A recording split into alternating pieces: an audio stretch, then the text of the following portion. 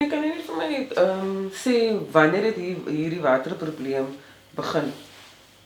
Dit is iets soos, dit kan nou al 3 maande wees. Want ons gaan terug na, dis Mei maand. Mei maand, weet jy nie wat is die presiese datum nie, maar dit gaat al van Mei maand af waar het so aangaan. Dit is net op 'n naweek waar het gebeur. Vrydag, jou water capacity is full house. Dan Saterdagoggend, dan is het drip to no flow at all. So, daar was al many attempts. And it's not a one household problem. Het is die hele gedeelte van Sydney wel. Waar die probleem nou al is. En die mense is nou op 'n baie frustration level. Hulle is nou al by die punt waar hulle nou nie eens meer, hulle worry nie eens nou meer nie. Maar ons het kinders, dis babies in die area wat water moet gee.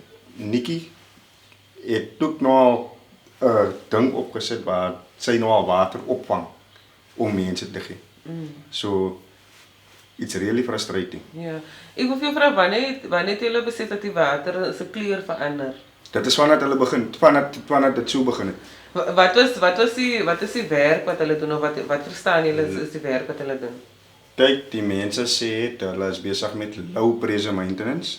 Dit is by Tygerberg of dit is die ding se naam, die plek se naam Tygerberg. Dis waar hulle besig is, maar it's only this area. Hoekom nou net die area? En dit is elke naweek waar dit net die area is. Ja. Bella, full capacity.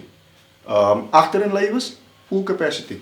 Dis net ons area wat elke keer is dit bietjie watertjies of alles af. Ja. Dan kom dit hierso by die aand waar dit weer aankom en dan die next oggend is hy maar weer af.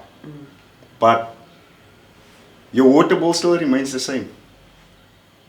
So, hoe kan ek vir iets betaal wat ek nie kry nie? En wat is die gebruik nie? Wat ek nie gebruik nie. So, sy betaal basies vir 'n kar wat sy nie op 'n naweek kan ry nie. So, dit maak nie sin nie. Ja.